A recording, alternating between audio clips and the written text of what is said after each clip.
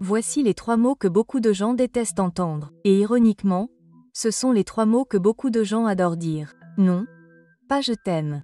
Les 3 mots sont ceux qu'Ellen White dit. Ces mots sont utilisés par de nombreux adventistes du 7e jour lorsqu'il essaie de prouver quelque chose, lorsqu'il essaie de montrer que quelque chose est vrai. En fait, je l'ai dit aussi. Et aujourd'hui, je veux parler des raisons pour lesquelles certains d'entre nous le font, en quoi cela peut être dangereux et est-il raisonnable de croire qu'Ellen White est vraiment une prophétesse. Dans l'esprit du redémarrage de l'adventisme, je veux commencer par parler directement aux adventistes du 7e jour. Et donc, si vous n'êtes pas adventiste du 7e jour, vous pouvez écouter une conversation très privée. Nous devons comprendre comment d'autres personnes d'autres confessions peuvent considérer Ellen White. Maintenant, qu'est-ce que je veux dire par là? Lorsqu'il s'agit d'Ellen White, les mots qu'elle prononce ont tout leur sens pour un adventiste qui l'a acceptée comme une véritable prophétesse et qui croit que ses écrits sont là pour attirer notre attention sur la parole de Dieu. Cependant, pour quelqu'un qui ne croit pas qu'elle est une prophétesse, en particulier pour ceux d'autres confessions, beaucoup pensent qu'Ellen White est comme Joseph Smith. Maintenant, donnez-moi un moment pour vous expliquer cela. Selon Wikipédia, Joseph Smith Jr.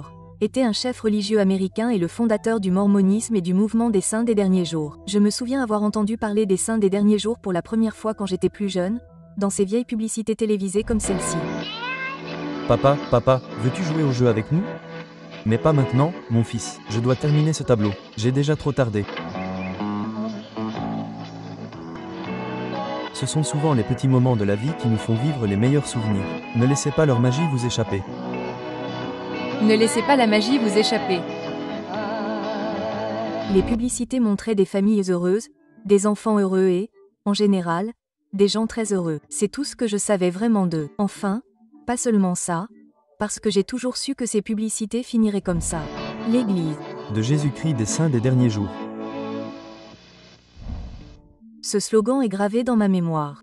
Ce message vous a été transmis par l'Église des saints des derniers jours. Avant de devenir adulte, j'ignorais que cette Église avait également prétendu avoir un prophète dans sa foi, car d'après ce que j'ai vu, les publicités n'en parlaient pas. D'après ce que j'ai vu, une bonne partie des chrétiens pensent que la foi mormone est un peu étrange. Et pour être honnête, je fais partie de ces personnes. Cependant, lorsque j'ai commencé mon voyage en 2012 pour savoir si j'appartenais à la bonne foi, au fil de mes recherches, j'ai dû me rendre compte que de nombreuses personnes considéraient les adventistes du 7e jour de la même manière qu'elles considéraient les mormons. Cette idée terrifiait les adventistes dans les années 1950, qui essayaient d'empêcher que l'église adventiste du 7e jour ne soit étiquetée comme une secte dans le livre Le Royaume des sectes. Si vous ne le saviez pas, les adventistes ont été mis en annexe de ce livre, et les auteurs du Royaume des sectes ont eu la gentillesse de ne pas complètement étiqueter l'église adventiste du 7e jour en nommant le chapitre L'énigme des adventistes du 7e jour. Les mormons n'ont pas eu autant de chance que les adventistes du 7e jour, car ils n'ont pas été mis en annexe. Ils ont été placés dans la partie principale du livre,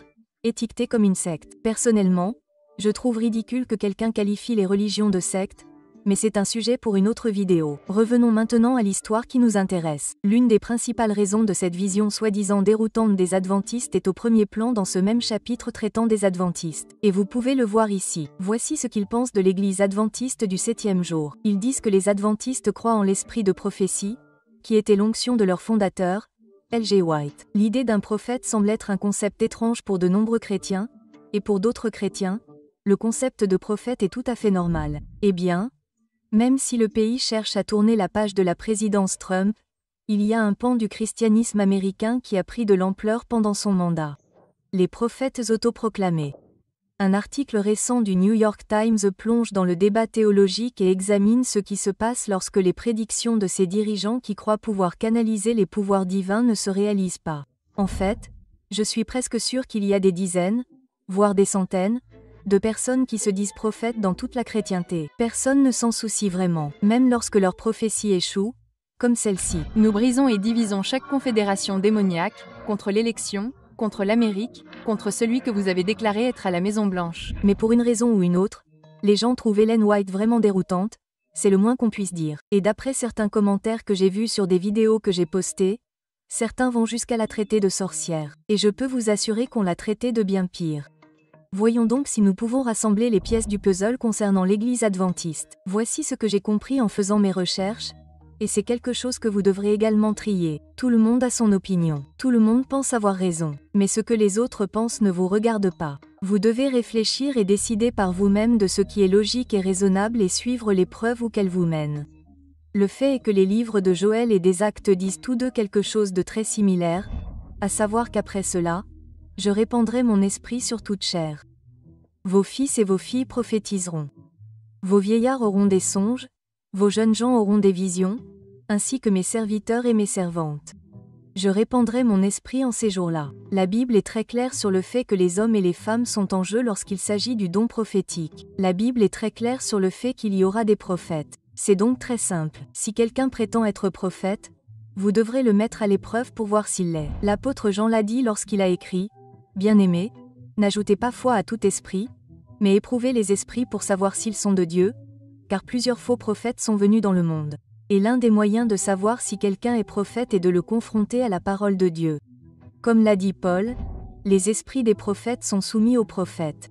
Et Ésaïe a dit à la loi et au témoignage, s'ils ne parlent pas selon cette parole, c'est qu'il n'y a point de lumière en eux. Tout ce qu'il dit, c'est que lorsqu'un prophète parle, il doit être en accord avec ce qui est dans la Bible. Et c'est très important que vous le fassiez également. C'est parce que, selon Apocalypse 17, Satan est très en colère contre un groupe appelé le reste, car ce reste fait deux choses. L'une est qu'il garde les commandements de Dieu et l'autre est qu'il a le témoignage de Jésus. Et selon Apocalypse 19h10, le témoignage de Jésus est l'esprit de prophétie. Quiconque met Satan en colère doit plaire à Dieu. Donc, si vous voulez trouver le peuple du reste de Dieu, vous devez trouver une église ou une organisation qui promeut le respect des 10 commandements de Dieu et qui met l'accent sur le don de prophétie. La prophétie est clairement l'un des nombreux dons spirituels énumérés dans 1 Corinthiens 12. Cette liste comprend également le don de parler en langue. Une grande partie des chrétiens croient et enseignent que le don des langues est le don et que vous devez avoir ce don comme preuve que vous êtes un vrai croyant et que vous êtes dans la bonne église. Ils croient que le don ressemble à ceci.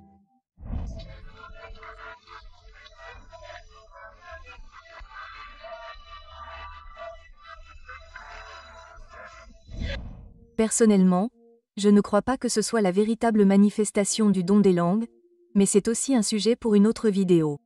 Le fait est que Dieu n'a pas dit que le don des langues était la marque de son Église.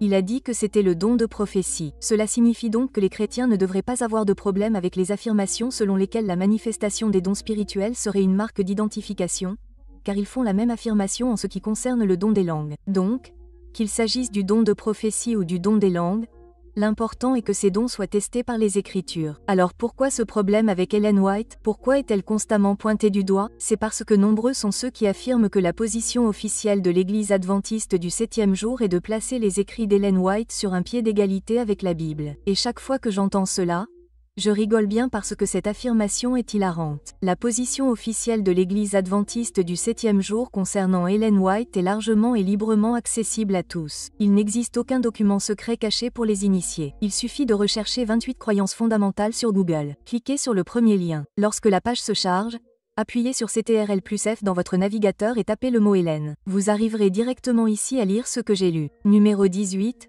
Le don de prophétie. Les Écritures témoignent que l'un des dons du Saint-Esprit est la prophétie. Ce don est une marque distinctive de l'Église du reste et nous pensons qu'il s'est manifesté dans le ministère d'Ellen G. White. Ces écrits parlent avec une autorité prophétique et apportent réconfort, conseil, instruction et correction à l'Église. Ils indiquent également clairement que la Bible est la norme par rapport à laquelle tout enseignement et toute expérience doivent être testés. C'est ce que croit l'Église et c'est ce que je crois.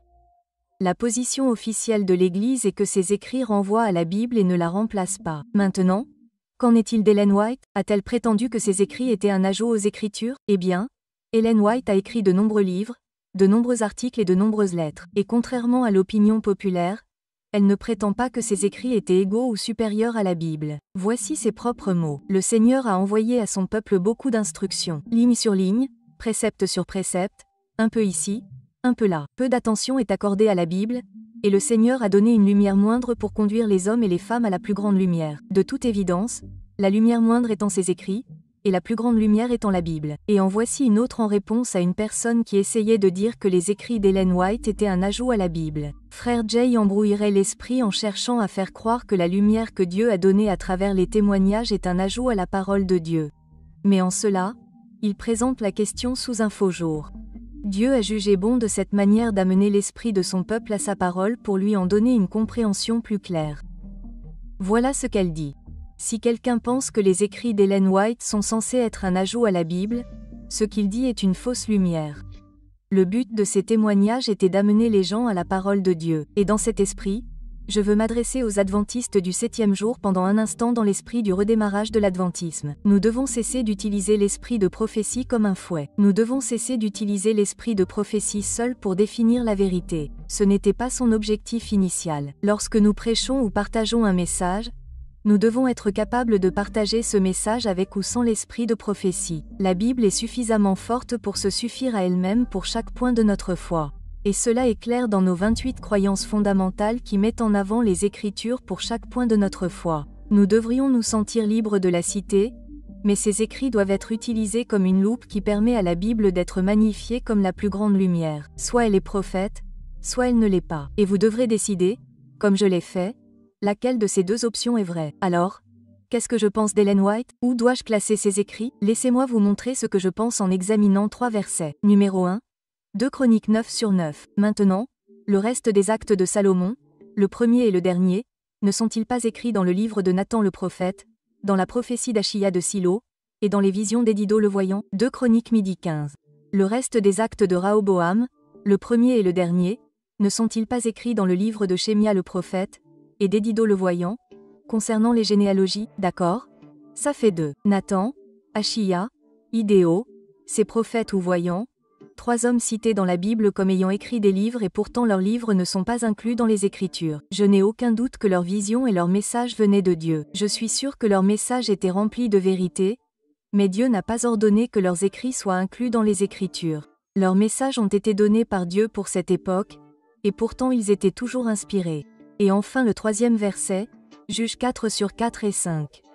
Et Déborah, une prophétesse, femme de Lapédos, elle jugeait Israël à cette époque, et elle habitait sous le palmier de Déborah entre Rama et Bethel sur la montagne d'Éphraïm. Et les enfants d'Israël montaient vers elle pour être jugés. Déborah n'était pas seulement une prophétesse, elle était une prophétesse, ce qui signifie qu'elle était une femme inspirée par Dieu pour opérer en tant que prophétesse et juger Israël. Chaque jour, elle se rendait à un palmier et attendait, et les enfants d'Israël montaient vers elle pour être jugés. Ou pourrais-je dire qu'ils venaient pour obtenir des éclaircissements sur la manière dont ils devaient vivre leur vie selon les Écritures. La Bora était là près de cet arbre. Elle n'a forcé personne à venir à cet arbre. S'ils voulaient voir la parole de Dieu en toute clarté, ils venaient. Sinon, ils ne venaient pas. Et c'est exactement comme cela que cela devrait être aujourd'hui. C'est ainsi que je comprends que les témoignages et les écrits d'Ellen White sont pertinents pour ma vie.